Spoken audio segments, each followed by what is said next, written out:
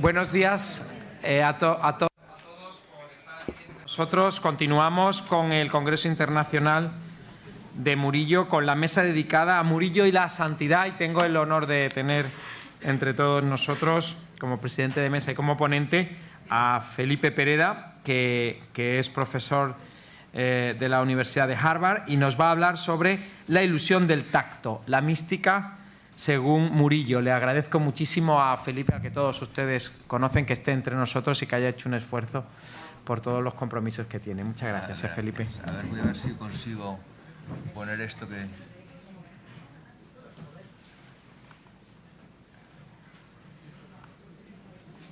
Aquí... Dale, aquí hay. Perfecto. Muy bien. Muchas gracias. Se me oye bien, ¿verdad? Vale, estupendo. Pues yo empiezo expresando, por supuesto, mi agradecimiento por haberme traído hasta aquí. Estoy encantado de estar en este estupendo encuentro, pero con una doble disculpa. La primera es que llego tarde, ayer me salté la sesión y esta es una disculpa que va para los ponentes de ayer que no pude escuchar. Realmente mis obligaciones docentes no me permitieron hacer otra cosa y lo lamento de veras. La segunda cosa es que yo realmente no soy un experto en Murillo, ya ojalá lo fuera, y a lo mejor mi conferencia parece que cojo un poquito el rábano por las hojas, pero bueno, por lo menos es la oportunidad de escuchar a otros expertos y de mantener una conversación de la que espero poder seguir aprendiendo. Aunque soy de Madrid, donde me he criado, donde estudié, donde estuve enseñando más de una década, hace 8 años que resido en los Estados Unidos. Como es bien sabido, un país donde la religión se toma muy en serio. Un país mayoritariamente cristiano, pero donde los matices y los credos son muy diversos y los símbolos por los que se distinguen las distintas iglesias en ocasiones también. La fotografía que les muestro la tomé hace cosa de 4 o 5 años en el cementerio católico de Baltimore, en el estado de Maryland. Un jardín centenario al cuidado de los padres redentoristas. Paseando curioso por sus silenciosas avenidas, me topé con un monumento que me resultaba extrañamente familiar. La escultura de tamaño natural de San Francisco abrazando a un crucificado. Mientras la imagen del Cristo descuelga su brazo para rodear al santo por la espalda, el santo y Jesús se miran a los ojos. El abrazo físico se corresponde así con el intercambio de sus miradas. Luego he descubierto que la imagen creada por Murillo está extraordinariamente extendida en el nuevo continente. Se encuentra a la entrada de las casas de salud, de hospitales y, por supuesto, de cementerios. Estas imágenes siguen de cerca su modelo sevillano, salvo en un importante detalle. En la mayor parte de los casos se trata de esculturas, rara vez de pinturas como el original. El enorme cuadro de Murillo pertenece a una tradición característicamente española, iniciada en el barroco a comienzos del siglo XVII. Aunque existen algunos singulares ejemplos al otro lado de los Pirineos, la imagen del santo abrazándose al crucifijo es prácticamente inexistente en Italia o en Francia a lo largo de la Edad Moderna. Existen otros ejemplos, por supuesto, pero rara vez en el ámbito de la pintura y además todos ellos, por lo que sé, medievales, nunca después del Renacimiento. La imagen del abrazo al crucificado fue creada en el ámbito de la cultura monástica medieval, literaria y ocasionalmente también pintada, siempre vinculada a la lectio divina, al comentario alegórico de la escritura. En un erudito artículo, Sarah Lipton ha documentado en la Baja Edad Media 15 episodios en los que la experiencia religiosa se expresa en la imagen de Jesús descendiendo de la cruz para abrazar a su espectador. El primer ejemplo, exclusivamente literario, es una visión descrita por el benedictino Ruperto de Deutz en torno a 1127.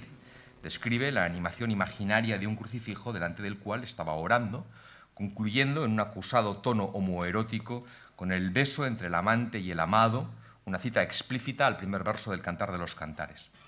Sin embargo, el santo con el que este episodio ha quedado identificado es, sin lugar a dudas, Bernardo de Claraval, a quien una temprana colección de milagros atribuye la visión milagrosa de un crucificado, el abrazo amoroso de ambos, y como éste, Cristo mismo, y no una escultura en esta ocasión, retiró uno de sus brazos para poder así llevarlo a su regazo.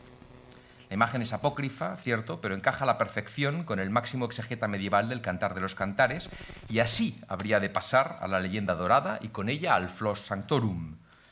El mismo crucificado extendió el brazo, dice Rivadeneira, y se le echó encima abrazándole y acariciándole con singular favor. No puede extrañar que fuera precisamente en la península ibérica donde la mística española leía ahora con nuevos ojos el cantar de los cantares, donde la imagen del abrazo de San Bernardo se desarrollara hasta alcanzar por primera vez la escala monumental de la pintura de altar. El primero en hacerlo parece haber sido Ribalta, en el cuadro sobrecogedor de la Cartuja de Portacelli, en Valencia, hoy, como saben, en el Museo del Prado.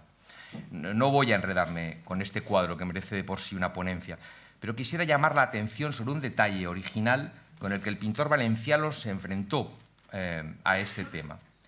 El santo reclina su mejilla sobre el antebrazo de Jesús y cierra los ojos abandonándose en brazos de su esposo, con un gesto que trae a la memoria casi inevitablemente la última estrofa de la Noche Oscura de Juan de la Cruz: quedéme y olvidéme. Por cierto, versos que vieron la imprenta por primera vez en 1618, después de un feroz y controvertido proceso de censura inquisitorial que ha iluminado recientemente Sánchez Lora. Al contrario que en el Francisco de Murillo, en el de Ribalta, la relación entre el santo y el crucificado excluye la vista. Y Bernardo, lejos de abrazar a Jesús, es, como se leía en el Flos Sanctorum, abrazado por Cristo. Pero no es esta la única vez que Ribalta abordó este tema. Lo hizo en una segunda ocasión, en realidad probablemente la primera, en un cuadro hoy en Valencia, del que, como ya argumentara Angulo, resulta difícil imaginar que Murillo no hubiera tenido noticia. El cuadro fue pintado también para un convento de capuchinos, una pequeña casa fundada gracias a las gestiones personales de un ilustre reformador nacido en Sevilla, por supuesto, el patriarca Ribera. La invención de Ribalta está inspirada en la visión de San Bernardo, pero su solución es enteramente original. Se trata de una de las obras cumbres de la poética mística del siglo de oro, solo comparable, claro, con la de Murillo. Para poder comprender el alcance de la deuda del pintor sevillano, necesitamos por ello escudriñar y clarificar primero el sentido de esta pintura. En mi humilde opinión, el cuadro de Ribalta es una alegoría de la experiencia de Dios con los 5 sentidos espirituales, a saber, la vista espiritual, el oído espiritual, el olfato, el gusto y, por supuesto, el tacto, todos ellos no sensibles, espirituales, en el lenguaje de la teología mística. Otros muchos textos valdrían, pero por acercar el cuadro al ascua de nuestra mística, valgan las palabras del místico carmelitano. Pues aunque estas visiones de sustancias espirituales no se pueden desnudar y claramente ver en esta vida con el entendimiento, puédense empero sentir en la sustancia del alma con suavísimos toques y juntas, lo cual pertenece a los sentimientos espirituales. Dicho en los términos de von Balthasar, uno de los teólogos que más y mejor han profundizado en este aspecto de la teología mística, una experiencia de la no experiencia. Si me acompañan, en los próximos minutos me propongo interrogar el cuadro desde el punto de vista de esta paradójica experiencia sensorial y no sensorial a un mismo tiempo, a la que creo que nos está invitando Ribalta. El análisis que propongo no solo difiere de la lectura iconográfica o más bien semiótica más frecuentemente ensayada en la cultura visionaria de nuestro siglo de oro, con permiso de Víctor Stoigita hoy en la sala y de su magnífico libro. Mi aproximación es incluso contraintuitiva, de modo que permítanme ver con más atención este cuadro. En primer lugar, es necesario advertir, y así lo ha hecho tradicionalmente la crítica, que el cuadro de Ribalta no representa ningún episodio histórico o biográfico. En ningún lugar de la leyenda mayor ni de ninguna otra biografía del santo de Asís se describe una experiencia visionaria o milagrosa como la que se le atribuía a los anteriormente citados monjes contemplativos. El cuadro de Ribalta es, como acabamos de decir, alegórico. Como viera ya Fernando Benito, esta operación no se debe enteramente a Ribalta. En los años inmediatamente anteriores, los hermanos Vidix, grabadores y editores de Amberes, que venían produciendo numerosas imágenes para lo que se antoja como un mercado religioso, tal vez incluso monástico, habían puesto en circulación sendas estampas con un tema similar. En una de ellas, un franciscano se abraza al cuerpo de Cristo, mientras que éste descuelga su brazo alrededor de su cuello. En la segunda, un religioso repite la misma operación sobre los peldaños de unos votos que llevan ascendiendo por las virtudes al encuentro con Dios. El religioso no aparece identificado, pero una tardía impresión de la misma estampa lo identificaría con Ignacio de Loyola. Lo más notable de la composición de Vidix, sin embargo, es que el santo se abraza con fuerza al cuerpo desnudo, al tiempo que acerca sus labios ostensiblemente a la llaga abierta en su costado. En la segunda de las estampas, besando claramente la herida con sus labios. Que Ribalta se inspiró en esta o en una invención similar es indudable, pero su composición es infinitamente más rica y compleja. La escena sucede ahora en un sobrecogedor nocturno. El santo se yergue sobre la silueta de un felino coronado para alcanzar el cuerpo de Jesús. Los ojos de Francisco están claramente cerrados. Uno de los brazos del crucificado permanece todavía clavado al madero, mientras que con el derecho, en un gesto algo forzado, se apresta a coronarlo. Al contrario que el de San Bernardo, ya no es el crucificado el que abraza al santo, y este detalle se nos antoja particularmente importante, sino que es Francisco mismo quien abraza con fuerza al crucificado. La pintura de Ribalta gira en torno a este momento de intensas connotaciones eucarísticas en que el santo de Asís, con expresión de inmensa calma dibujada en su rostro, acerca sus labios a la fuente de la que emana su sangre. El centro de la pintura lo ocupa, por lo tanto, una representación del sentido del gusto.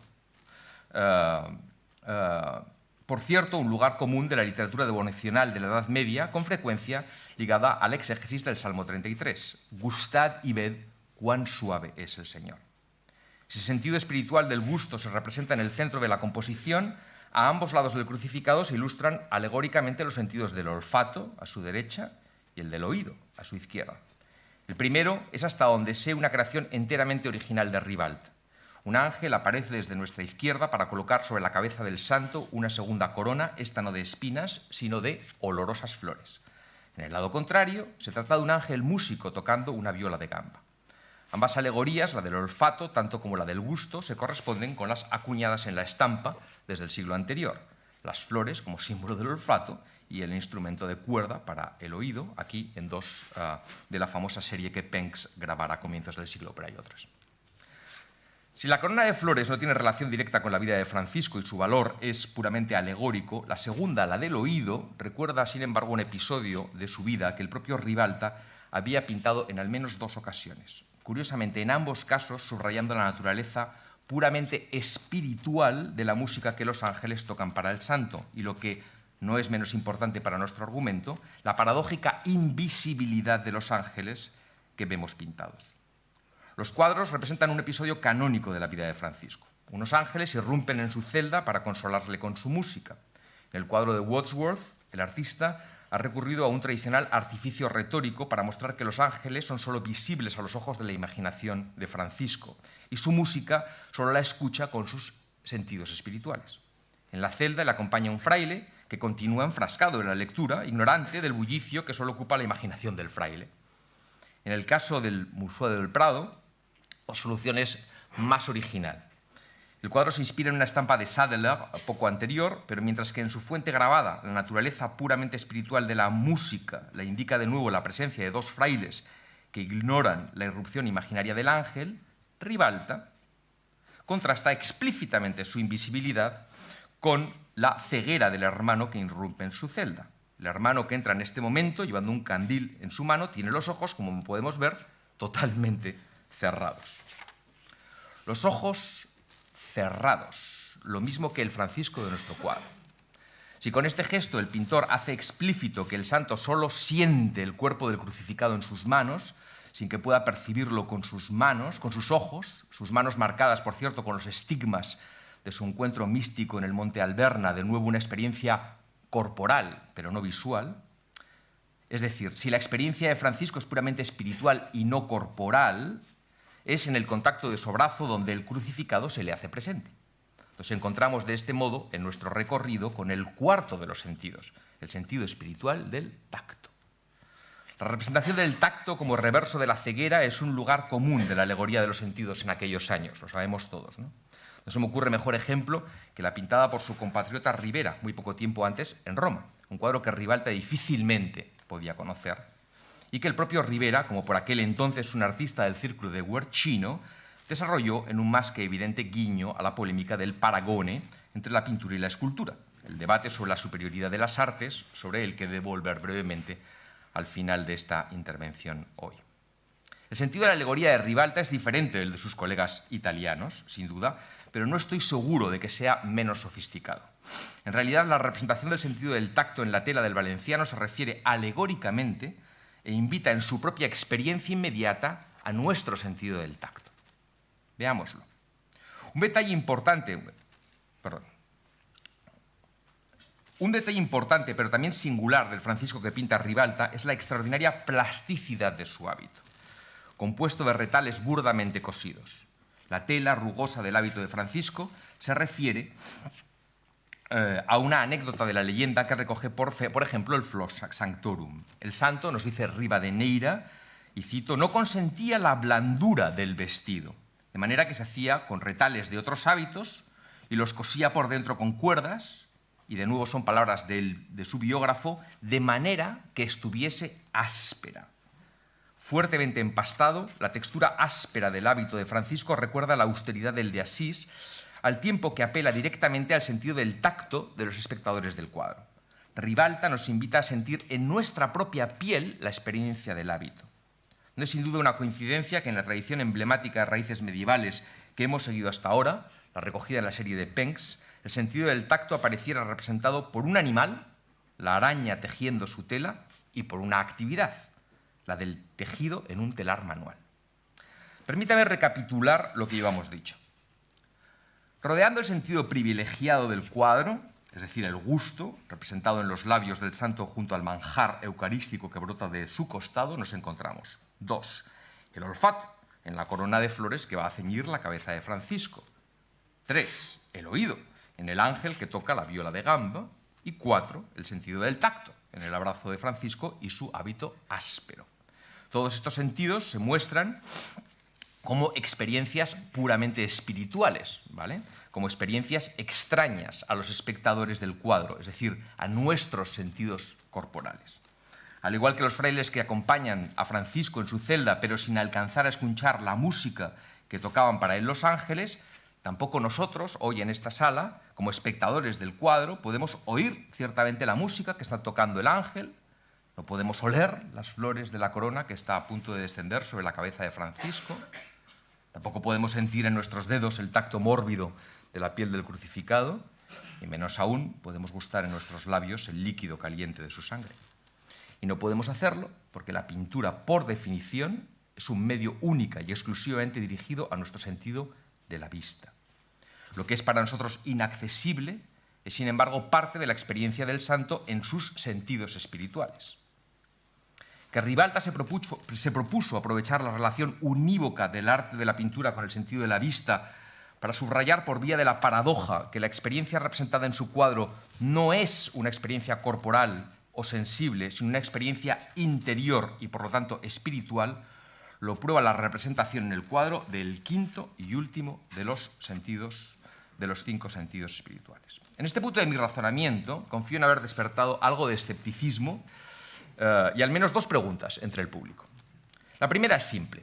Si el cuadro de Ribalta ilustra la participación de los sentidos espirituales en la experiencia mística de Francisco, entonces, ¿dónde se encuentra el sentido de la vista? Y la segunda, y tal vez más importante, ¿cómo es posible que una pintura pueda negar el valor devocional de los sentidos corporales? Es decir, ¿cómo puede ilustrar la experiencia de la no experiencia, en el término de von Balthasar, cuando el cuadro mismo y la pintura toda es un medio visual y, por lo tanto, accesible solo con el sentido de los ojos, ¿no? Con nuestra vista? Por cierto, el sentido considerado de Aristóteles como el más alto y noble de los 5. Bien, en los próximos minutos voy a intentar contestar estas 2 preguntas con una única y confío que sencilla respuesta. Mi argumento es que el sentido de la vista se encuentra representado alegóricamente en la pintura, pero en este único caso no en su forma espiritual, no, sino en su modalidad puramente corporal, o si me apuran, carnal. Volvamos ahora, así, al animal vencido y humillado a los pies del santo. Se trata de un felino, con su piel perfectamente manchada. En realidad, no es solo un animal, sino una montaña de ellos apilados a los pies del santo, el primero con sus ojos perfectamente cerrados. Aunque quienes han escrito sobre el cuadro se encuentran de acuerdo en que el animal figura en representación de la mundanidad que el santo desprecia y aparta, la identificación del felino no ha sido nunca discutida, que me conste. Angulo lo describe como una pantera, mientras que para Fernando Benito es un enorme leopardo. En realidad, el animal es una referencia obvia a la bestia que San Juan describe en el Apocalipsis. Obvia, aunque he de decir que a mí me la ha hecho notar el historiador de la ciencia y antropólogo, mi colega y amigo Peter Mason. Y el texto dice así: semejante a un leopardo, semejante, con garras enormes como un oso y las fauces semejantes a las de un león. La precisión naturalista con que Ribalta pintó el animal resulta, sin embargo, sorprendente y podría encerrar una referencia más precisa, o eso quiero invitar a pensar. El corpus diacrónico de la lengua española de la RAE recoge referencias a felinos de muy distinto pelaje en el periodo que nos ocupa, pero mientras que la pantera o el leopardo son poco más que ocasionales, las de un tercer felino, el lince, son ubicuas. La base de datos de la RAE proporciona casi 200 entradas en la horquilla 1500-1630, todas o casi todas en relación al sentido de la vista. De hecho, en una tradición alegórica que se remonta a la Edad Media, pero que se repite en numerosas estampas a lo largo de los siglos XVI y XVII, el lince se había convertido en el emblema por antonomasia de la vista. El elegante felino, luciendo su elegante piel moteada, lo mismo que en el cuadro de Ribalta, es atributo inequívoco de la visión. La explicación es anterior al mismísimo Aristóteles, aunque fuera el filósofo quien le dio fama. Los linces se suponían dotados de una vista telescópica, capaz en primer lugar de ver lo enormemente distante, pero incluso capaz de penetrar la espesura de los muros. Desde las últimas décadas de la centuria anterior, esta extraordinaria virtud del felino le había convertido en algo así como la mascota emblemática de la nueva filosofía experimental. Por poner un ejemplo famoso, la Magia Naturalis de Laporta, aparecida en 1589, lleva un lince en su frontis y la leyenda observa y examina en referencia a los principios que dictaba el emergente empirismo. Pero las virtudes del lince serían descritas con mucho más escepticismo y resistencia en la pluma de nuestros moralistas, los españoles, al menos en este lado o de este lado de los Pirineos. Los ejemplos son legión, pero valga como botón de muestra Orozco y Covarrubias. El lince aparece repetidamente en sus emblemas, siempre con un sentido negativo, sin embargo. En uno de ellos, la estampa del felino de piel manchada es símbolo del poder nocivo que ejerce la belleza de la mujer en los hombres. Nada más apropiado para nuestro cuadro, podrán pensar. En otro, publicado en 1601, le sirve a Orozco para atacar a quienes se fían de la visión en exceso y, cito, pretenden ver de cerca y más de lejos lo que hay o no y aun lo que nunca ha sido, ya que estos son los linces verdaderos, llenos de manchas y animales fieros. El discurso críticamente antivisual de Orozco no es ni mucho menos una rareza en el siglo de Murillo y Ribalta, sino que constituye un elemento fundamental de la cultura escópica barroca que solo recientemente ha empezado a ser estudiado. En un importante libro, o así me lo parece, Stuart Clark ha reconstruido la existencia de un verdadero discurso antivisual en la Europa altomoderna, el cual se desarrolla en paralelo, o más bien como producto del proceso de racionalización de la visión, como lo llamara Ivins, que se había iniciado en el Renacimiento y cuya más importante contribución había sido, claro, el arte de la perspectiva, ¿no?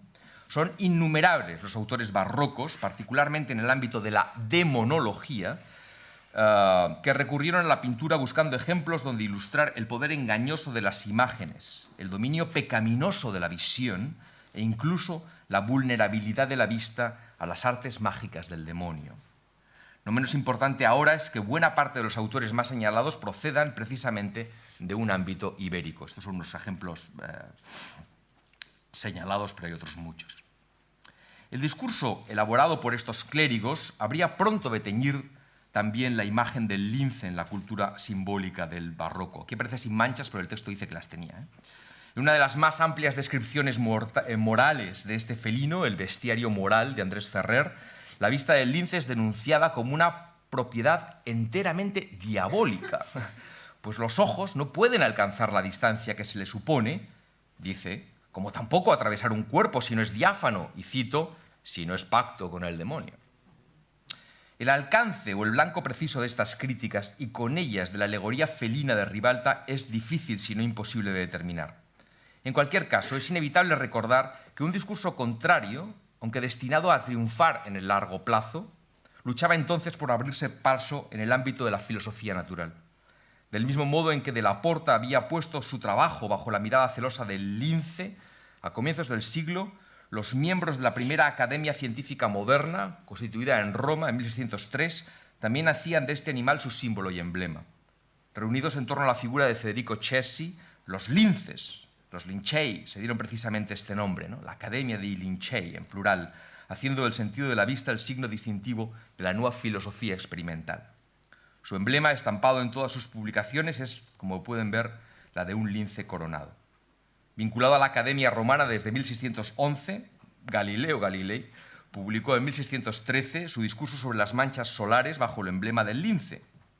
Y de nuevo volvería a hacerlo en 1623, en el frontis de su polémico Saggiatore, en este caso escoltado el animal por un par de telescopios, el instrumento que él mismo había perfeccionado para concederse así la vista del felino.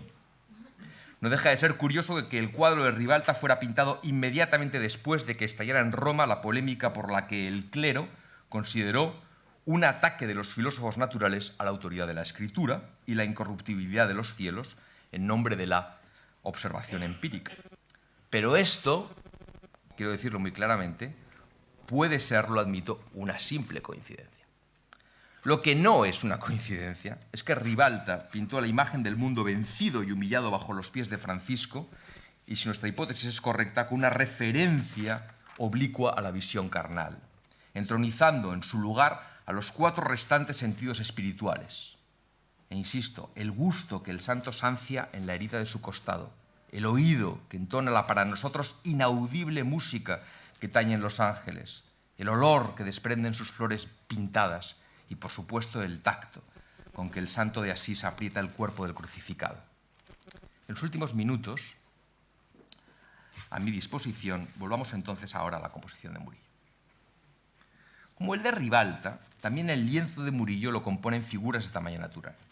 El cuadro fue pintado, como os he dicho al comienzo de nuestra intervención, para el convento de los Capuchinos de Sevilla, donde presidiría su altar mayor probablemente. La relación con el de Ribalta es indudable y va mucho más allá de la coincidencia meramente iconográfica. La monumentalidad de ambas composiciones, por un lado, la ubicación de las figuras y su situación en el centro de un amplio paisaje son paralelos indudables. Para responder a esta sorprendente coincidencia, Angulo recordó que algunos de los frailes del convento sevillano procedían de Valencia. Es posible que Murillo hubiera oído por boca de alguno de ellos una descripción del cuadro, o que hubiera visto un rasguño del mismo, quién sabe. Es posible, pero no hay evidencia ninguna, ¿no? Me temo que nunca lo sabremos. Lo que es evidente es que la pintura de Murillo se deja entender como una respuesta, incluso como una respuesta polémica al cuadro del Valenciano. El proceso de composición de la pintura de Murillo se ilumina a la luz de un pequeño, ahora sí, dibujo hoy conservado en el Courtauld, en Londres, de autoría, me parece, no discutida. El rasguño de Londres está más cerca del cuadro de Ribalta que la versión definitiva del cuadro. Del cuadro de Ribalta y de las 2 estampas de Wierix, que, como ya hemos visto, pudieron haber inspirado el cuadro para los capuchinos de Valencia. En el dibujo, Francisco se acerca al cuerpo, lo abraza con firmeza, mientras Jesús le empuja desde su espalda para acercarle a su pecho. El rostro del santo se encuentra en contacto con su piel, su boca junto a la llaga en su costado derecho. El dibujo del Courtauld demuestra, por lo tanto, que en un inicio, al menos, Murillo había considerado pintar un cuadro similar al del Valenciano, o que al menos estaba estudiando una composición semejante a la que aquel había llevado a cabo aproximadamente 30 años antes. Pero en algún momento, Murillo se decidió por una composición enteramente distinta, incluso contraria. Las diferencias son notables. En primer lugar, su abrazo ya no sucede en un nocturno, sino en un pasaje con una gran profundidad de campo. A diferencia del de Ribalta, en el que las figuras emergen de la oscuridad, cancelando de algún modo el paisaje, en el de Murillo la cruz está perfectamente clavada en un primer plano.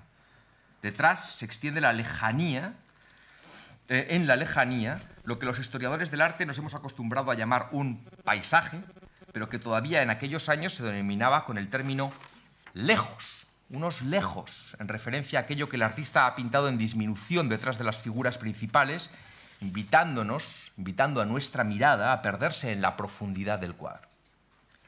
El tema del cuadro de Murillo es el mismo que el de Ribalta, la renuncia al mundo. Las letras escritas en el libro que portan los ángeles así lo indican. La cita es del Evangelio de Mateo. Quien no renuncia a todo lo que posee no puede ser mi discípulo. Solo que la recompensa de esta renuncia no se expresa ya, como había hecho Ribalta, en una condena de la experiencia visual, como tampoco en su reverso, la exaltación de los sentidos espirituales. El pecado que ahora aparta a Francisco es la imagen simbólica del mundo como una esfera de aspecto frío, se diría metálico. Francisco la empuja suavemente con su pie, casi como si aquel globo pudiera desplazarse rodando hasta invadir el espacio del espectador. El resto de la pintura, empezando por la suavidad de la tela de su manto, es toda ella un manjar para los ojos. Y en este punto de mi intervención me gustaría pensar que la metáfora gustativa tiene algo más que lo puramente metafórico. Pero lo que es más significativo tal vez es el cambio radicalmente original que Murillo imprimió en el corazón mismo de la composición. Si en el cuadro de Ribalta y en la tradición iconográfica a la que éste pertenecía, el foco central de la pintura lo constituía el gesto de Francisco llegando sus labios a la herida abierta en el costado del crucificado, Murillo, por el contrario, de forma que creo es única, separó el rostro del santo dejando que su perfil se recortara sobre el celaje. De manera calculadamente inversa a lo que había pintado Ribalta, en el cuadro de Murillo el abrazo del santo se refleja especularmente en el cruce de miradas con el crucificado. El encuentro de sus miradas evoca los versos de Juan de la Cruz que la tela de Murillo invita hoy a leer, traicionando la voluntad de su propio autor en toda su literalidad. Cuando tú me mirabas, su gracia en mí tus ojos imprimían, por eso me adamabas, y en eso merecían los míos adorar lo que en ti veía. Para concluir esta mañana, no se me ocurre mejor manera que volver sobre el monumento que fotografié en Baltimore hace algunos años.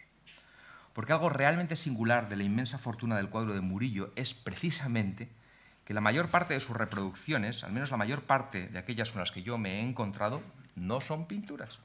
Son esculturas. Imágenes como las que hoy les muestro, erguidas intemporales en el centro de un paisaje. Muchas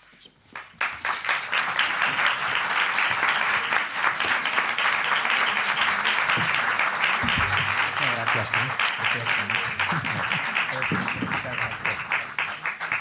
Muy bien, continuamos la sesión con la presencia de la profesora Vincent Cassí, de la Universidad París 13, para hablar sobre Santo Tomás de Villanueva por Murillo, reflexiones sobre el conjunto de la Capilla Cavalieri. Muchas gracias, Cecilia. Gracias. A ver si me ayudas con esto. Sí, eso está ahí ya. ¿Dónde lo tienes? Ahí, pero... Eso es. Dale ahí. A esto. Eso es.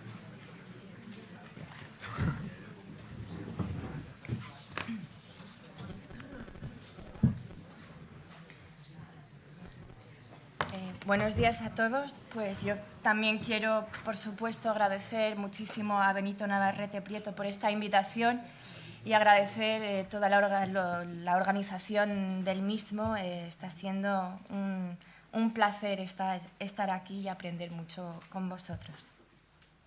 En octubre de 1659, el convento de San Agustín de Sevilla, cabeza de la provincia de Andalucía, organizó la celebración de la canonización de Santo Tomás de Villanueva, triunfalmente proclamada en Roma el día 1 de noviembre de 1658. Estas fiestas no tuvieron la amplitud de las ceremonias de Valencia, última residencia del santo muerto en 1555 y lugar de su sepultura. Pero el convento sevillano, situado extramuros de la Puerta de Carmona, también tenía motivos de celebrar esta canonización, la primera canonización de un santo español desde 1625. El agustino había sido superior de Andalucía y había pisado sus claustros y sus celdas en los años 1520. Además, el convento reivindicaba la propiedad de una copia autógrafa de 49 de sus sermones, hoy en día conservada en la Biblioteca Complutense, y, dicho de otro modo, conservaba un objeto que tenía el estatuto doble de reliquia y de fuente de conocimiento del pensamiento teológico de Santo Tomás de Villanueva. Según una relación anónima, desgraciadamente demasiado breve para proporcionar muchos detalles, las fiestas sevillanas no integraron fiestas de toros o fuegos artificiales como era habitual, pero sí una procesión, un octavario con sermones y una justa literaria cuyo cartel fue impreso con el título de Justa Literaria de delgadas plumas. En esta justa se ofrecía sobre todo a los ingenios de Sevilla que alabaran de distintas maneras la figura del santo limosnero, tal y como había sido plasmada por la fábrica geográfica desde finales del siglo XVI, principios del siglo XVII. En estas circunstancias, no es de sorprender que entre 1665 y 1670, pocos años después de la canonización, Bartolomé Esteban Murillo recibiera el encargo de un retablo sobre el santo para la capilla de la familia de origen genovés Cavaleri de la sevillana iglesia de San Agustín, aunque desgraciadamente también no nos ha llegado ningún contrato que permita determinar en qué fecha exacta y según qué modalidades exactamente. La abundancia y excepcional calidad de los conjuntos ejecutados por el artista en el mismo período, para San Agustín también, para la catedral o para los capuchinos, así como la ausencia de documentación de la que acabo de hablar, no han permitido valorar hasta ahora este conjunto de la capilla Cavaleri. Es un conjunto del que además no sabemos a ciencia cierta cómo se disponían los lienzos en la arquitectura del retablo, aunque se puedan seguir las hipótesis formuladas por Diego Angulo, por ser las más probables y lógicas. En resumen, los cuadros se dispondrían en las calles laterales, probablemente del retablo, a ambos lados de una estatua del santo, pero nada seguro es. Los dos lienzos de más pequeñas dimensiones estarían en la predela, más o menos según las proporciones que os enseño aquí. A pesar de la falta de documentación, pues, se puede afirmar que si Murillo fue el artista de la Cáritas, cuyo cénit sería el conjunto del Hospital de la Caridad, el retablo de la capilla Cavaleri fue la primera ocasión que tuvo de definirse de este modo. Es una idea que refuerza la circunstancia de que en 1665, como sabemos, Murillo ingresara en la Hermandad de la Santa Caridad. Aparte del retablo que nos interesa, Murillo pintó a Santo Tomás de Villanueva en dos otras composiciones, una para los capuchinos de Génova, hoy en la Wallace, y otra para los capuchinos de Sevilla, hoy en el Museo de Bellas Artes de Sevilla. No podemos aquí dejar de indicar que, elogiando sus excepcionales dotes de pintor religioso, en su museo pictórico Antonio Palomino afirmó que entre todos los cuadros de los capuchinos, el favorito de Murillo era el de Santo Tomás de Villanueva, donde había conseguido, cito, traducir la verdad del acto caritativo. No puedo leer, no me da tiempo. Se suele justificar esta afirmación por el orgullo que sentiría el artista por la solución formal a la que había llegado, pero no pueden estar ausentes, creo, unas motivaciones devocionales de pintor piadoso, que tenía que pintar a un santo limosnero y piadoso. Llama la atención que la composición de este cuadro repita la que ya estaba fijada en el retablo Cavaleri, que entonces creo que ocupa un lugar aparte en la producción porque fue la primera representación por Murillo de la verdad de este santo concreto. Cabe subrayar también, como vemos aquí, que fue la más completa representación narrativa de la vida de un santo producida por el artista. En efecto, en ningún otro caso Murillo tuvo ocasión de exponer toda la trayectoria vital de un héroe cristiano desde la infancia hasta la muerte. Por lo tanto, con él el pintor y sus comitentes ambicionaron mostrar una visión tan global como compleja de la santidad, definida como lo que vincula íntimamente los dos sentidos de la palabra piedad: piedad compasión y piedad reverencia. Así concebido, el retablo se destinó a entrar en diálogo con otras obras que el pintor, cuya fama ya estaba asociada con la iconografía de la Inmaculada, estaba realizando o realizaría en el mismo periodo. Estas obras, que había entregado recientemente a sus comitentes, formaban parte, todas ellas, de un discurso pictórico sobre la piedad y un discurso en pintura sobre la pintura religiosa. Pero presentemos el conjunto pictórico del retablo hoy disperso. Solo uno de sus lienzos se encuentra todavía en Sevilla, en el Museo de Bellas Artes, lo he dicho, y esta dispersión, debida en gran parte a la venta de los cuadros, a Godoy primero explica, al menos parcialmente, la apreciación desigual que se ha hecho del conjunto.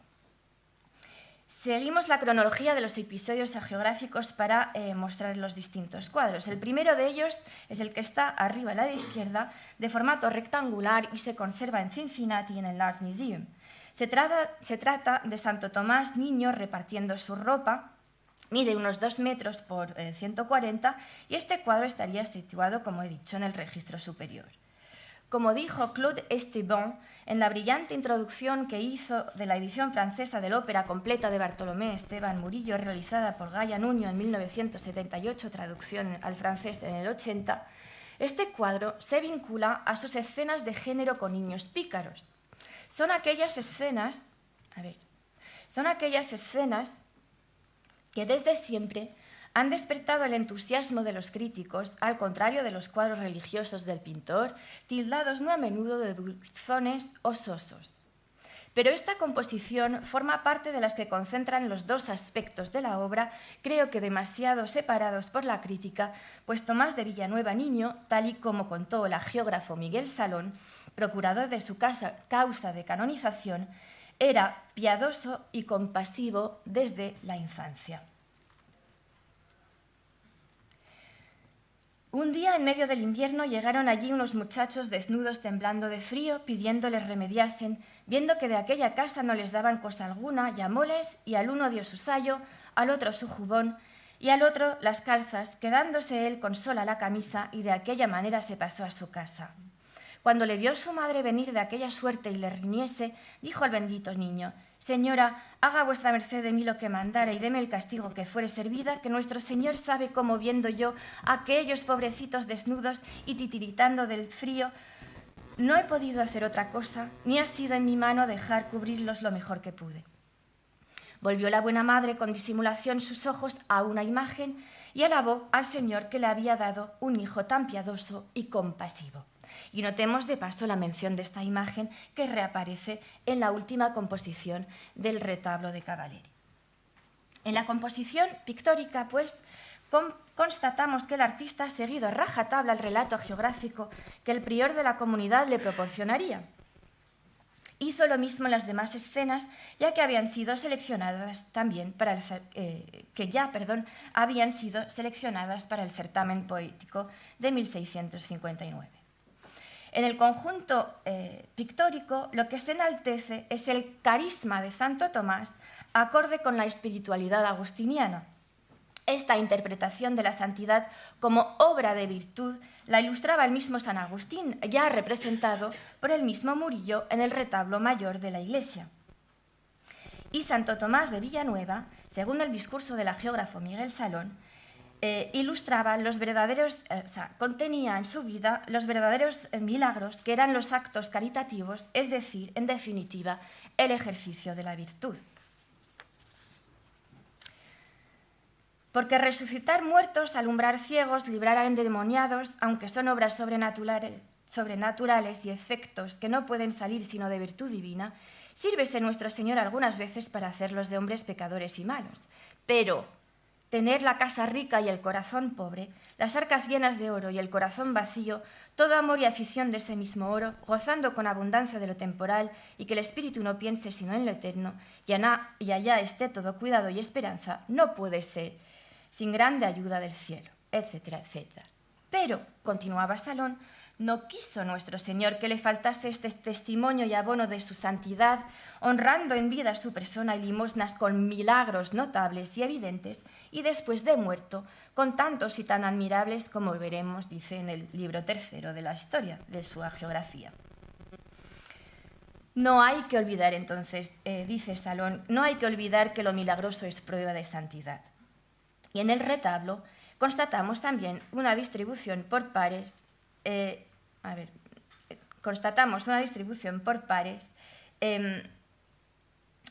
la que dos de los episodios muestran el comportamiento ejemplar del santo, es decir, su carisma, y los otros dos unos episodios milagrosos. Así que el episodio ejemplar de la niñez del santo estaba colocado encima de Santo Tomás repartiendo limosna de la Norton Simon Foundation de Pasadena, Y este último cuadro, de más pequeñas dimensiones, estaría expuesto, como hemos visto, en la predela. En el lado derecho del retablo se encontraban las dos escenas de milagros, con la gran escena que representaba un milagro producido por Santo Tomás de Villanueva en vida, Santo Tomás curando a un tullido, que hoy se conserva en Múnich. Y es el primer milagro contado por el geógrafo Miguel Salón. Debajo se exponía una escena que no ha sido siempre apreciada por los especialistas, sorprendidos por la manera poco murillesca que el artista adoptó aquí.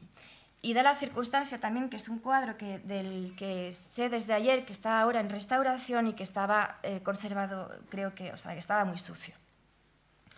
Prueba del poco interés granjeado por esta obra es el hecho de que, a diferencia de las tres otras, no haya excitado el apetito de los franceses a principios del siglo XIX, por lo que ha permanecido en Sevilla. Esta pintura representa un episodio elegido no solo en el certamen poético, sino en los altares de las fiestas de 1659 para la canonización de Santo Tomás de Villanueva.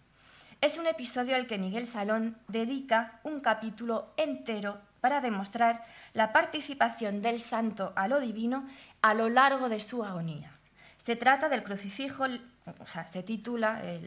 titulamos El crucifijo le anuncia a Santo Tomás que morirá el día de la natividad de su madre. Es un cuadro del que existe un dibujo preparatorio conservado en la colección Ford, del que hablaremos en adelante. Siendo el aspecto milagroso tan presente en el retablo como en la geografía de Salón, es notable la unidad que se ha querido dar al conjunto, pues el santo ha sido representado en cada uno de los cuadros con un gesto casi idéntico de apertura de los brazos. Es una forma de demostrar la comunicación continua de Santo Tomás con la esfera divina desde la infancia hasta la muerte. Sin descartar el ingrediente milagroso, se rehuye de lo espectacular y se insiste en el despojo humano y divino. En resumidas cuentas, Murillo ilustra con este retablo de la vida de Santo Tomás el ambivalente concepto de piedad, como he dicho antes, que es también compasión, es a la vez compasión y reverencia o adoración. Y no me da tiempo a comentar muchas cosas de las simetrías que hay en el conjunto del retablo, y voy a pasar a concentrarme en esta última pintura. La pintura de Santo Tomás y el crucifijo en que culmina el programa pictórico es la más dispar del conjunto, con el personaje en un interior, esta vez estaba en un exterior en todas las demás, despojado, en un interior despojado, bañado en la oscuridad. Como si no quisiera enseñar nada, Murillo ha adoptado aquí una estética de la humildad, una forma de humildad. Y pertenece este cuadro a la categoría de los cuadros de visión, en los que los pintores se enfrentan a la dificultad de enseñar lo visto por una sola figura, y nosotros no. Pero constatamos que este cuadro es un cuadro de visión un poco peculiar, porque no hay visión. Ni hay visión ni hay aparición, sino ausencia de visión, y es lo que tiene que enseñar. El santo, en hábito agustino, con la cabeza tonsurada, se presenta de perfil arrodillado, los brazos abiertos, los ojos vueltos hacia un crucifijo animado, es decir, ante un pequeño Cristo de carne y hueso en la cruz, exhibido en un pedestal de madera colocado en un altar. De la zona del rostro de este Cristo dispuesto en diagonal en relación con el plano del lienzo, sale una inscripción de letras doradas en latín: Indie nativitatis matris mea venies ad me, versión abreviada de lo que el crucifijo le comunicó al arzobispo un día en que le invadía al santo la aflicción ante el peso de su cargo de arzobispo de Valencia. Recordando que la imagen de aquel santo crucifijo santo era su refugio ordinario, Miguel Salón así relata este episodio milagroso, haciendo al lector el testigo del episodio. Una noche, estando en este ejercicio, le habló aquel santo crucifijo, y porque fue acabando él de decir con mucha devoción, entre otros salmos, el del Miserere en latín, le dijo también en latín aquella santa imagen. Y lo dice en latín, ¿Qué quiere decir? Consolaos y tener buen ánimo y quieto, porque el día de la natividad de mi Santa Madre vendréis a gozar de mi compañía y descansaréis. Y fue así. Faltándole este consuelo, acudió a nuestro Señor y recibióle tan grande como le dio un aviso, cual oyó de su boca de aquel santo crucifijo, prometiéndole que dentro de medio año, como hay de marzo a septiembre, y en día tan señalado, iría a gozar de su compañía y del reposo eterno. De la misma manera, Murillo hace al espectador testigo del milagro producido, lo que justifica que aquel crucifijo tenga estatuto de reliquia en época de Murillo, como en nuestra época, pues es el que se encuentra colgado encima del sepulcro del santo en el convento valenciano de Nuestra Señora del Socós, donde está enterrado. Finalmente, queda claro que lo que se produce en este episodio no es del registro de lo visible, es algo del orden del prodigio y le habla el crucifijo a Santo Tomás. Para expresarlo, Murillo pasa por varios dispositivos. Primero coloca el rostro de la vera efigies del santo en plena luz, blanca, con la boca abierta en señal de comercio divino. También traduce en su mirada toda la sorpresa de la revelación milagrosa, con una mirada con valor, o sea, que significa el reconocimiento. Así como en el gesto de las manos abiertas, que contrasta con lo que había imaginado en el dibujo de la colección Ford. En este, el santo se arrodilla en visible oración con las manos juntas, apoyados los brazos en un reclinatorio cubierto de rico tapiz. En la pintura ha desaparecido el reclinatorio, optándose por mostrar el despojo total en el que Santo Tomás de Villanueva se enfrenta a la imagen sola. Esta imagen se encuentra enmarcada por 2 candeleros colocados en el altar. Ellos mismos se encuentran enmarcados por la tela roja de una cortina dispuesta de forma muy teatral. En efecto, es una cortina roja levantada sobre una cruz para entrever a otra cruz, la cruz del crucifijo. El resto del oratorio se encuentra bañado en la oscuridad, como he dicho, menos el rectángulo de luz de origen impreciso proyectado en la esquina de la falda blanquecina del altar, y menos la cara y las manos del santo, como ya mencioné. Esta oscuridad viene a ser el signo ambiguo de la presencia real de Cristo en la imagen. Todos los elementos tienden hacia esta revelación. En efecto, si los 2 candeleros brillan, entre comillas, en el altar, no logran realmente desgarrar la sombra. Por una parte, la candela de la derecha parece que no tiene ninguna eficacia, es meramente decorativa. Y por otra, la luz de la vela colocada a la izquierda del crucifijo ilumina fuertemente la parte central de su cuerpo y en particular su costado, dándonos la visión de la piel rosada y musculosa de un Cristo en pequeño. Pero a la vez, la vela en sí permanece toda ella tapada por un paño de la cortina y no ilumina el rostro de Cristo, ya lo he dicho. Por lo tanto, su luz es más bien una contraluz en primer término. Se percibe el destello a través de su iluminación parcial y el rostro de Cristo queda en la oscuridad. Presenciamos, por lo tanto, el instante en que ya se conoce lo que se ignoraba, el instante que crea contornos o límites. Lo que transmite la composición de Murillo es efectivamente el instante del reconocimiento de la verdad de la imagen, o dicho de otro modo, de su revelación. Lo hace a través de un juego de sombras y luces, capaces o incapaces de proyectar sombras a través del rostro de la imagen de Cristo, término usado, como hemos visto, por Miguel Salón repetidas veces, que permanece invisible, en un juego ingenioso, para utilizar el término que utilizó ayer José Ramón, extremadamente complejo en torno a la humildad del acto de piedad. Precisamente, creo que lo que buscaba también el artista con este juego ingenioso, contradictorio, paradójico, sobre los opuestos, era expresar la esencia de la santidad, que es la mediación entre lo divino y lo humano. Por este motivo, el rostro del santo, iluminado fuerte y casi exageradamente, se convierte en el foco de luz y de expresión de la composición, junto con sus manos y las 2 formas geométricas de la chimenea, es decir, que la propia figura de Santo Tomás se convierte en el reflejo en el cual los fieles pueden percibir la divinidad oculta. Los espectadores así puestos frente a la figura del santo se veían conducidos a tomarla como el instrumento de la revelación y a hacerse testigos de que la profecía se había cumplido, pues había muerto el día de la Natividad de María, el 8 de septiembre. En un plano aún más general, cada elemento de la composición resulta estar al servicio de la verdad de otro elemento. La sombra invasiva está al servicio de la luz, la imagen material al servicio de la verdad revelada, el santo al servicio de Cristo y Cristo al servicio de la devoción a la Virgen María, aquí totalmente invisible, pero totalmente presente en su proyección. Proyección narrativa en el hecho de que Santo Tomás de Villanueva haya muerto el día aquí indicado de la fiesta de la Natividad de la Virgen. Proyección piadosa en la devoción a la Virgen María. Y Santo Tomás había sido uno de los que habían defendido la Inmaculada Concepción de María en sus célebres prédicas recopiladas en los famosos Conciones.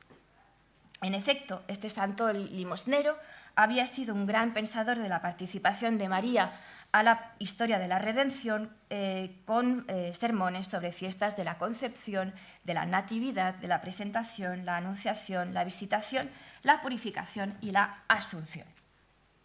Por lo tanto, en la composición de Murillo lo que se ve o no se ve es lo que importa y donde reside la verdad. La pintura y, más ampliamente, la imagen se conciben como instrumentos de mediación sagrada. No es ninguna casualidad, como ya he tenido ocasión de expresar en otros textos, que la canonización de Santo Tomás de Villanueva haya sido proclamada 2 años antes de que el mismo Papa Alejandro VII promulgara la bula Solicitudo Omnium Ecclesiarum a favor del culto y de la fiesta en honor a la Concepción Inmaculada de María. Con estas 2 victorias, la canonización de Santo Tomás de Villanueva y la bula de 1661, la monarquía de Felipe IV volvía a ganar fuerzas en un terreno político-diplomático del que Roma era el árbitro. Para confirmarlo, en diciembre de 1664, el mismo Papa autorizaba a España a celebrar el oficio y misa de la Inmaculada Concepción con una fiesta de precepto, lo que pronto sería extendido a otros dominios de la monarquía: Nápoles, Sicilia, Sardeña, Flandes y Borgoña. Pero además de este contexto diplomático, la relación entre la santificación de Santo Tomás y la defensa de la Inmaculada era de orden teológico. No me da tiempo a desarrollar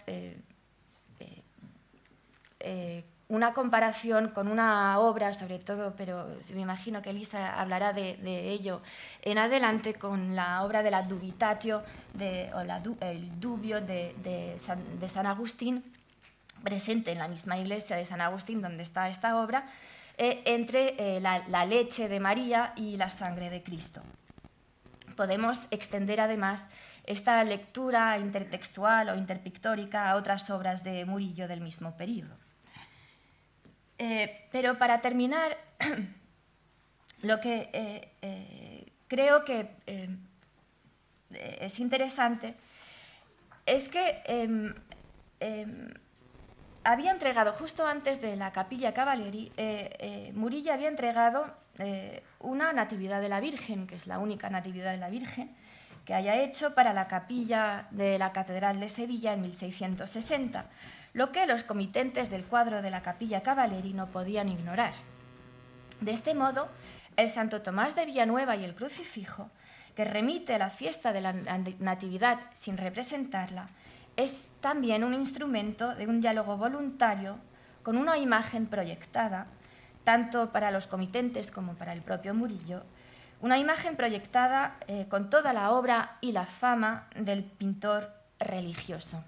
Por lo tanto, este conjunto pictórico de Santo Tomás de Villanueva se encuentra quizás en una especie de, no sé cómo decir, de una encrucijada. En torno a las obras de este retablo se construyó un auténtico discurso de coherencia o una auténtica coherencia discursiva sobre la pietas, cuyos sentidos se vinculan aquí íntimamente, y también sobre la sobre la mediación de la imagen en el ejercicio de esta piedad. Muchas gracias.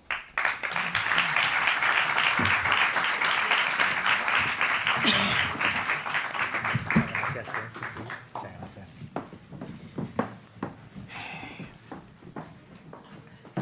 Muy bien, tengo el gusto de presentarles a la siguiente ponente,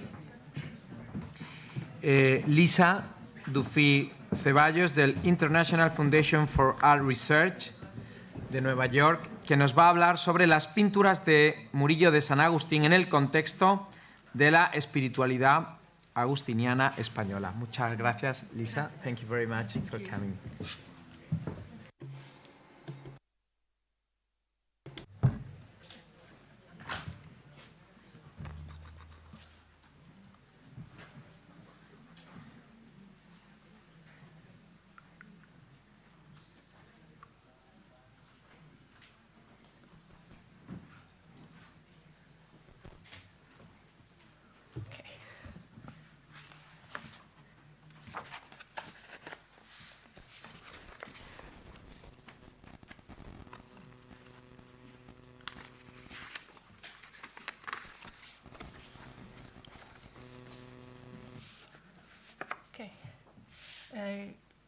Quiero agradecer a Benito Navarrete para su invitación muy amable a hablar en esta conferencia y presentar mi ponencia a todos ustedes. Gracias. Y eso dicho, voy a presentar en inglés, si es mejor para todos. Y si quiere obtener la traducción, ok. Mi charla no se va a centrar en todos los trabajos, los que podría sugerir el título. Solo me voy a centrar en una de las obras que Murillo realizó para el convento de San Agustín, en concreto con la iconografía de San Agustín, la Virgen y Cristo.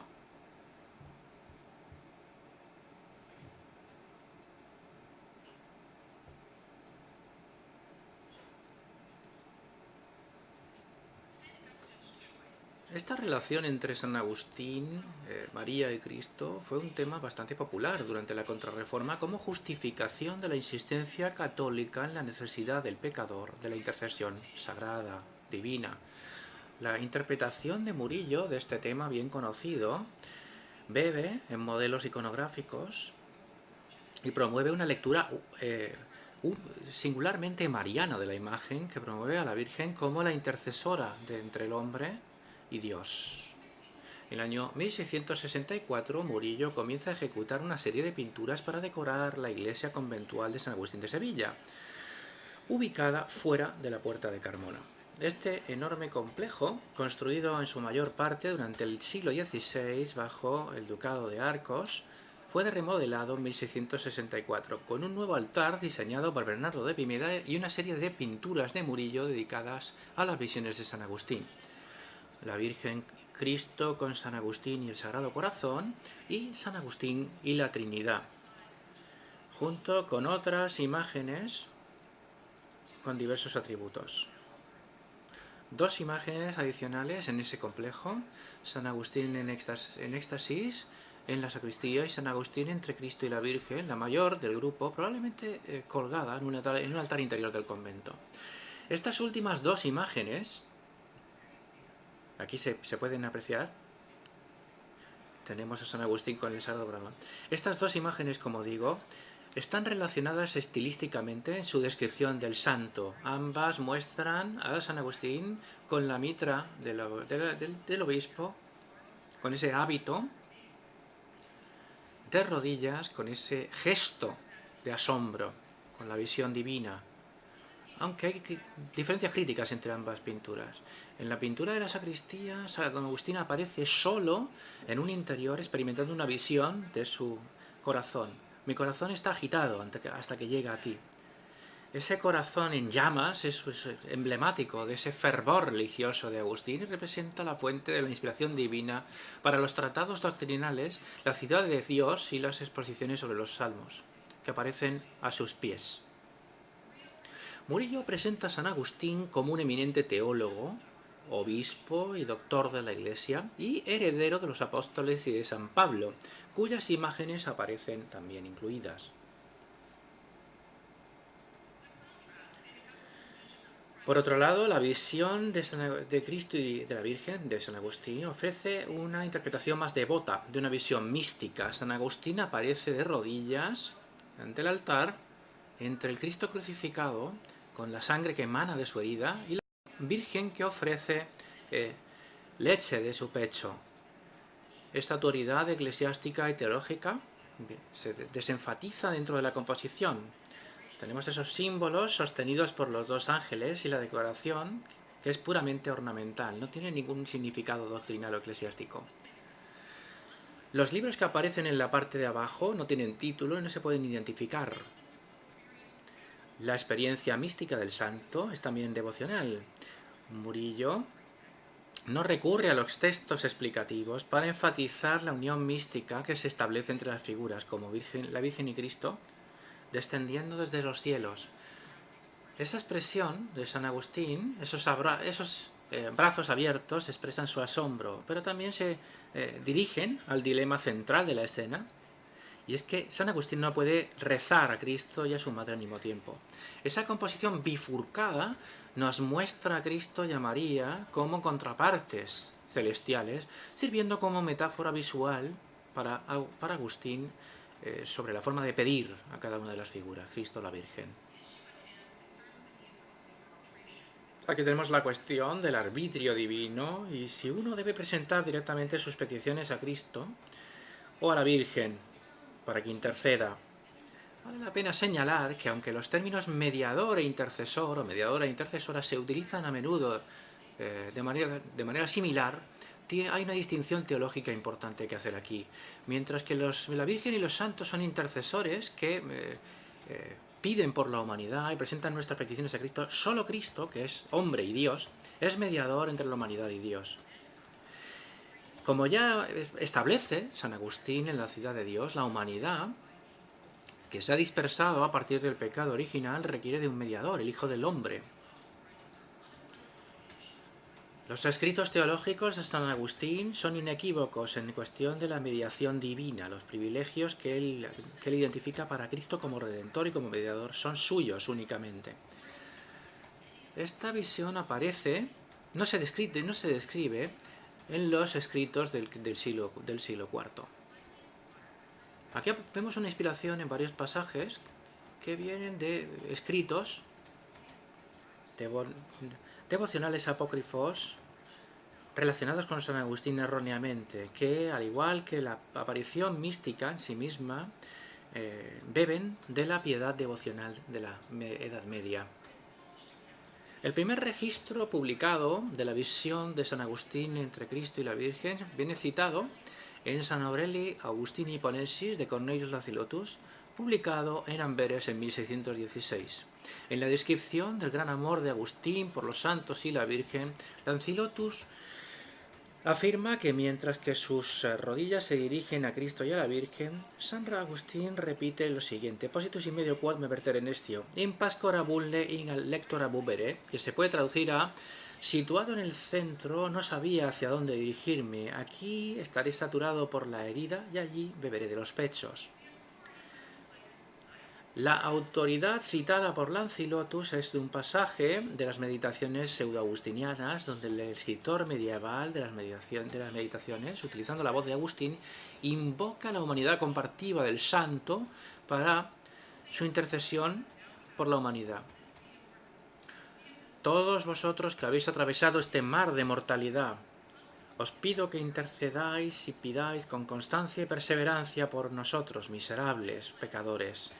Lancilotus cita también otro texto apócrifo, el Sermón 29, en la Asunción de la Virgen para justificar la eficacia de su intercesión ante Cristo, porque las intercesiones de su Virgen más bendita deberán implorar nuestra ayuda. María ha dado carne a la divina palabra, nos ha proporcionado el precio de nuestra redención.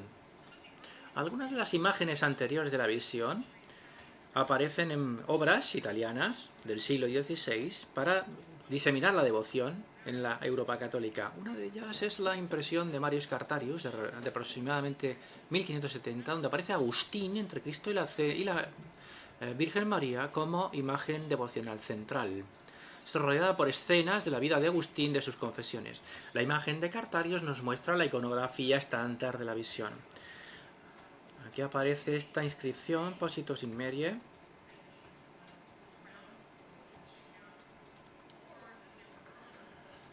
Obviamente hubo publicaciones anteriores o versiones anteriores que no han sido encontradas todavía. La imagen de Cartarius nos muestra la iconografía estándar de la visión. San Agustín aparece entre pequeñas visiones de Cristo en la cruz y la Virgen con el niño, rodeados por figuras en los cielos. Los elementos en la parte inferior articulan su opción entre la sangre de Cristo y la leche de la Virgen. Aquí tenemos esa obra de Antonio Lafreri en el Escorial. No se emiten los fluidos sagrados, se sugieren por la cruz y por la imagen de la Virgen. Y a pesar de las leyendas que aparecen en la parte inferior, que dicen que Agustín no sabe hacia dónde dirigirse, en ambas imágenes San Agustín inclina su cuerpo, su cara, hacia el Cristo crucificado. Similarmente, hay una versión que se atribuye al Greco, de aproximadamente el año 1565. Bueno, eso lo dejo a los especialistas en el Greco.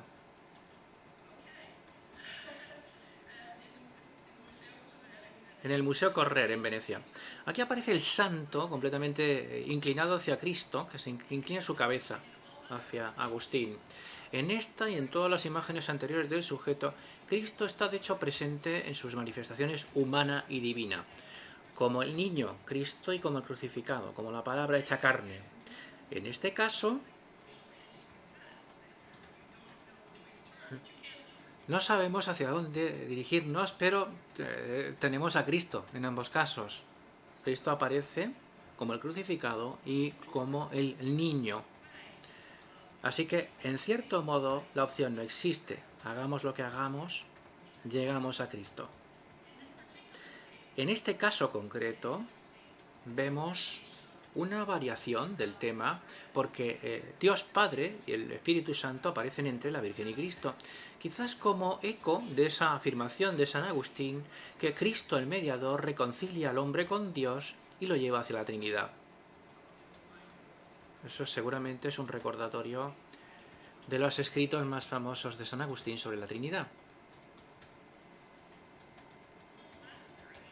Una última variación de este tema por parte de Peter Overa nos muestra a San Agustín de pie entre visiones de Cristo crucificado y la Virgen, que aquí aparece como la mujer del Apocalipsis, sosteniendo al niño Cristo con el estelarium y con la luna en creciente. Mientras que en los ejemplos anteriores el dilema es metafísico, Oberat nos muestra la opción entre la sangre de Cristo y la leche de la Virgen como una experiencia completamente corpórea.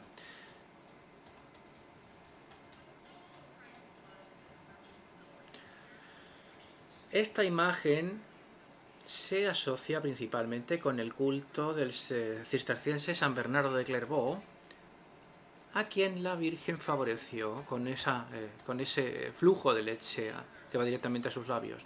Como nos muestra Caroline Walker Benham, en los escritos de San Bernardo vemos esa parte masculina y femenina en la figura del Redentor Cristo, atribuyendo características maternales a Cristo, exhortando a sus lectores a no beber de las heridas de los pechos del crucificado.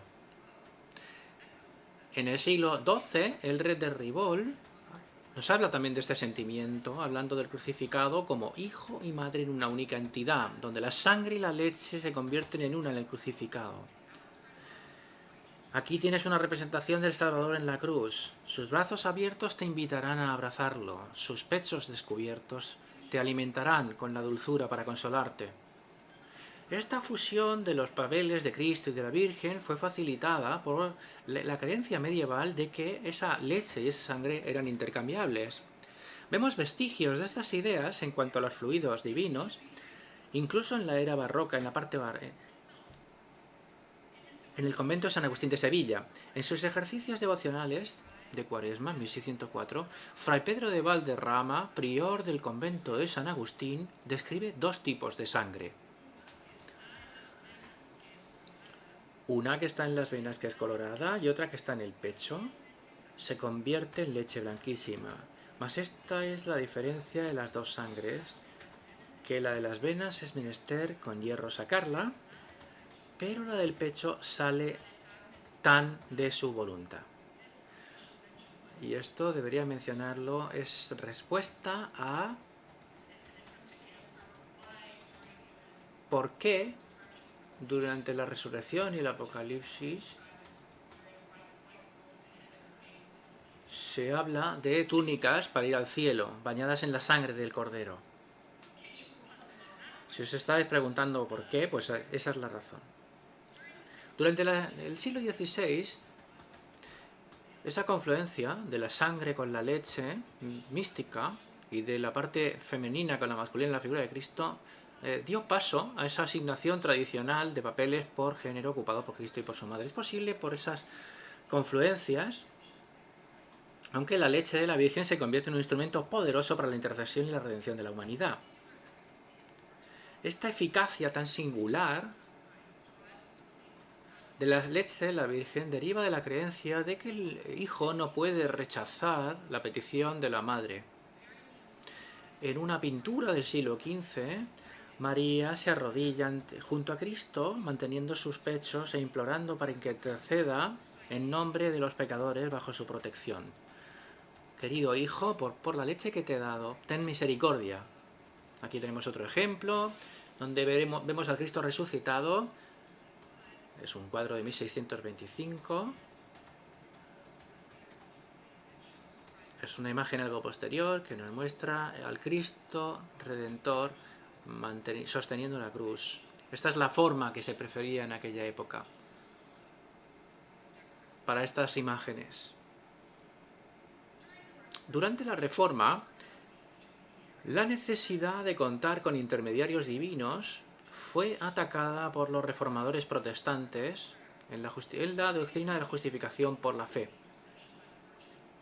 En la refutación del concepto de la necesidad de la intercesión divina por parte de la Virgen y los santos, los protestantes citan la autoridad de Agustín, cuyos escritos doctrinales sobre la eficacia de la intercesión divina son inequívocos al declarar la superioridad de Cristo como mediador intercesor para la humanidad. La imagen de San Agustín entre Cristo y la Virgen, por tanto, provocó la incredulidad y el asombro y la rabia de los protestantes, que ridiculizaron el concepto de que el gran doctor de la Iglesia no sabía a quién dirigir sus oraciones. En Holanda, la rabia, la furia de la Reforma fue inflamada por un episodio de Gisbert Massius, obispo de Hertogenbosch, que en 1597 encargó una vidriera mostrando al obispo en la pose de San Agustín de rodillas entre el Cristo crucificado y la Virgen. La vidriera, que fue destruida en 1635, sobrevivió en forma de grabados contemporáneos con esa guerra que duró décadas entre los críticos protestantes que condenaron la imagen como ridícula y sacrílega. Una de las versiones que han sobrevivido sobre este tema se puede observar en la Academia de San Fernando en Madrid. Citada en primer lugar por Antonio Palomino en el Colegio Jesuita Alcalá de Henares, esta pintura se ejecutó durante una de las visitas de Rubens a España, aproximadamente en 1615. Esta es una pintura flamenca para un patrono español, y eso puede tener que ver con esa representación devota, intensa, inusual de la visión por parte de Rubens. La versión de Rubens enfatiza la presencia, el papel jugado por la sangre de Cristo, sangre que emana de la herida. A su lado, la Virgen ofrece su pecho, comprimiéndolo entre sus dedos en un gesto maternal. Entre ambos, San Agustín claramente no elige, sencillamente mira hacia arriba sin centrarse en ninguna de las dos figuras. La pintura de Rubens ilustra la preferencia en la Contrarreforma por las imágenes que muestran la visión de San Agustín como una experiencia religiosa personal. La escala monumental de las pinturas de Rubens y Murillo ayudan a traer ese encuentro místico a la tierra, mientras que en imágenes anteriores aparecía la maternidad de la Virgen, mostrándola, sosteniendo al niño en sus brazos o dándole de mamar. Vemos aquí lo que decía Lancelot.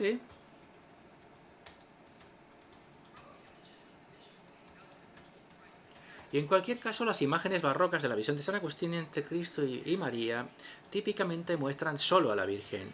En las imágenes de Rubens y de Murillo, en las dos, María aparece sin el niño, recalcando su autonomía como un objeto de devoción distinto de su hijo. En su discusión tan influyente de los orígenes iconográficos de la visión de San Agustín, John Knipping describe la pintura de Rubens como la expresión esencial de la unión espiritual barroca. En contraste, él destaca que en la pintura de Murillo se vuelve a un estilo visual más hierático, en el que el Cristo y la Virgen aparecen como figuras distantes en las nubes y en la que la opción que debe tomar San Agustín es más abstracta y directamente simbólica. Aquí no se habla de la innovación, de la intimidad que aparece en la interpretación de Murillo de la iconografía de la visión de San Agustín. La Virgen y Cristo de Murillo no son visiones remotas en los cielos, ocupan un plano entre la realidad divina y la realidad terrestre, la realidad mundana. Hay quizás una percepción errónea que se debe al hecho de que esa intimidad devocional de la pintura de Murillo se ve disminuida por la adición en el siglo XVIII de un registro superior con estos ángeles. Las copias anteriores de la composición de Murillo nos dan un sentido del impacto devocional de Murillo. Y lo que es más importante, al discutir los detalles de esta pintura de Murillo, Knipping y otros autores han pasado por alto lo que es innovador, lo que es heterodoxo en la interpretación de Murillo de esta iconografía. San Agustín se dirige claramente hacia la Virgen, no hacia Cristo. La posición del santo se dirige hacia su izquierda. Aquí tenemos esta figura de San Agustín de Anthony van Dyck, 1628, grabada por Peter de Jode en 1634. Por cierto, aquí no se atribuye directamente una influencia de Van Dyck. Se ve como una coincidencia en la inspiración, más que una influencia directa. No obstante, la Virgen reconoce que el santo se dirige a ella. Ella mira directamente hacia abajo. Murillo utiliza esa luz dorada, esas nubes debajo de la Virgen, para crear un espacio de composición íntimo para ese encuentro. Por otro lado, Cristo está en la cruz de forma pasiva, con sus ojos cerrados, sin intentar comunicarse con San Agustín, ni de escuchar la súplica de su madre. Murillo no presenta a la Virgen como intermediaria con Cristo. Ella recibe y responde las plegarias del santo de manera directa. Ese foco mariano de la interpretación iconográfica de Murillo refleja, al menos en cierta medida, las prioridades espirituales de los agustinos que encargaron la obra. La pintura de Murillo, como otras imágenes de la Contrarreforma, está relacionada con la insistencia protestante en la comunicación directa con Dios. En cuanto a la eficacia de la intercesión de María y de la doctrina polémica que se debatía en aquella época, que era la relacionada con la Inmaculada Concepción. La conexión establecida entre el pecado original y la mediación divina fue presentada por el propio San Agustín, que argumentaba que Cristo era el mediador. Aquí tenemos el caso de los escritos del santo, que dice que Cristo el único de la raza humana que nació, vivió y murió sin pecado, nos debería reconciliar con Dios. Pero Agustín no establece esta excepción para la Virgen. Sin embargo, en el sentido literal del Génesis, él argumenta que el cuerpo de Cristo, aunque fue asumido por la sustancia de la Virgen, fue concebido por la propagación ordinaria. Fulgencius Ferrandus, un seguidor muy influyente del siglo VI de Agustín, establece esto de forma más clara. La carne de Cristo es al mismo tiempo similar y distinta de la carne de María. No tiene el contagio del pecado original. A pesar de estas afirmaciones, el agustino apoyaba el culto de la Inmaculada Concepción, aunque veía dificultades a la hora de reconciliar esta postura sobre la naturaleza inmaculada de la Virgen. Esto es más problemático todavía en su tratado sobre la gracia de Cristo y el pecado original, donde su autoridad es absoluta. Al llegar el siglo XVI, los agustinos en España se sometieron al servicio del culto a la Inmaculada Concepción y produjeron algunos de los tratados más influyentes en defensa de este culto.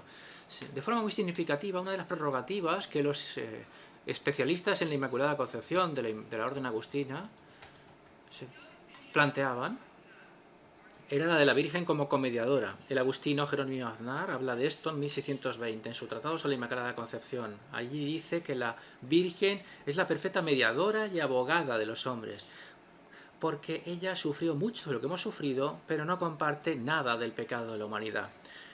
Aznar también declara que, al igual que Cristo es el mediador entre la humanidad, ante la humanidad y es el director, María es coadjutora en nuestra redención, singularísima en la santidad y la pureza de la preservación de la culpa original, sacada de los pecadores para cooperar en la redención del universo. Son declaraciones como estas que elevan a la Virgen al estado de mediadora y corredentora con Cristo, las que por sí mismas son muy significativas, y que los protestantes verían como una justificación para su condena de las imágenes de Murillo y de otras similares, que establecen a la Virgen y a Cristo como iguales espirituales. Para los agustinos de Sevilla, sin embargo, establecieron un vehículo para la expresión de su devoción mariana y su apoyo a los privilegios extraordinarios de la Inmaculada. No es sorprendente, por tanto, que en pinturas españolas posteriores de la visión de San Agustín vemos el papel preponderante de la Virgen en la composición. Una de estas es la pintura de Esteban Márquez para el Convento del Pueblo en Sevilla, que nos lleva a una iconografía anterior, en esa descripción visual estática frontal del santo. Aunque se puede apreciar la influencia de Murillo en la proximidad de la Virgen y de Cristo en los cielos y en la intimidad de sus gestos. Aunque Agustín mira entre ellos, los ángeles arriba, encima de su cabeza y en la parte superior de la composición, dirigen la atención del espectador a la Virgen. En conclusión, la pintura de Murillo para el convento grande de los agustinos representa una defensa singularmente española de esa creencia católica en la mediación. Al mismo tiempo invoca la autoridad del propio santo, martillo contra los herejes, para rechazar esas críticas antimarianas y establecer claramente sus prerrogativas a la hora de elegir a la Virgen María como su defensora e intercesora ante Dios.